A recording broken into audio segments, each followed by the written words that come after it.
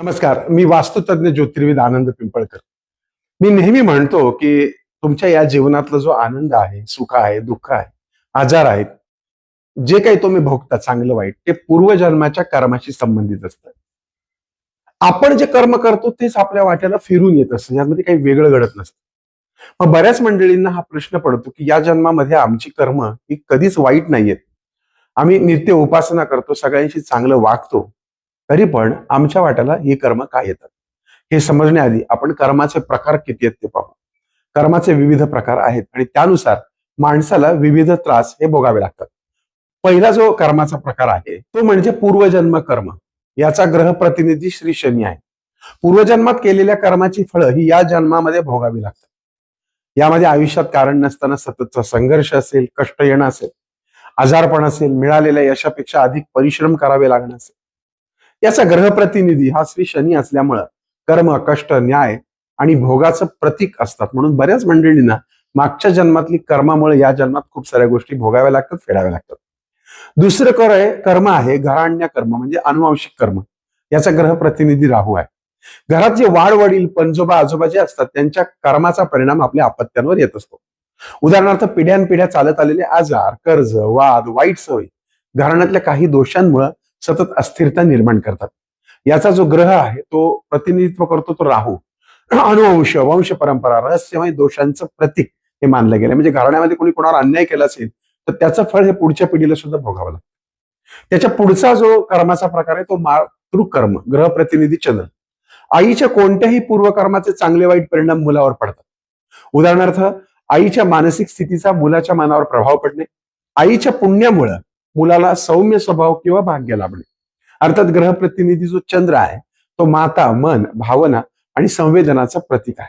आणि त्यामुळे आईच्या पुण्याईचं फळ देखील, आईच्या कर्माचं फळ देखील तिच्या मुलांना मिळत असतं. पुढचं आहे पितृकर्म म्हणजे ग्रह प्रतिनिधी जो आहे तो सूर्य. वडील जे पूर्वकर्म करतात त्या पूर्वकर्माचा परिणाम त्या अपत्यावरती येतो. उदाहरणार्थ जर वडिलांचं पापकर्म असेल तर ते मुलाच्या प्रगतीमध्ये अडथळेकारक ठरतं. पितृपुण्य असल्यास सत्ता, प्रतिष्ठा आणि नेतृत्व गुण सहज मिळतात. ग्रह प्रतिनिधी अर्थात सूर्य असल्यामुळं वडील, आत्मबल, अधिकार, कर्तव्य याचा तो प्रतिकात्मक आहे आणि त्यामुळे वडिलांचं कर्म हे मुलांना देखील भोगावं लागू शकतं. पाचवं आणि पुढचं कर्म आहे ते म्हणजे पती पत्नी पूर्वकर्म. ग्रह प्रतिनिधी आहे शुक्र.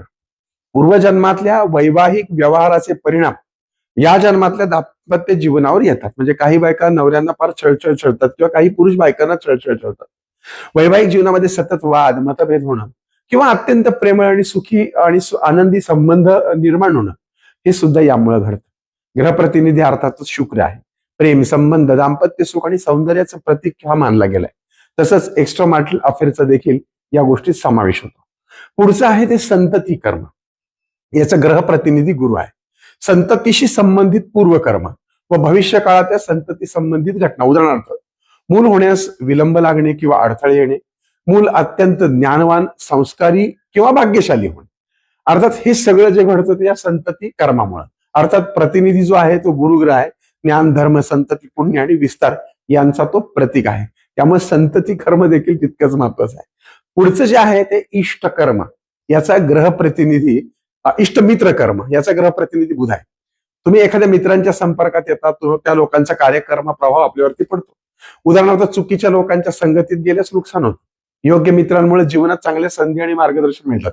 त्यामुळे काही मित्रांमुळे लोकांची जीवन उद्ध्वस्त होतात तर काहींमुळे लोकांचं आयुष्याचं कल्याण होतं. हे पूर्वजन्माच्या कर्मामुळे घडतं.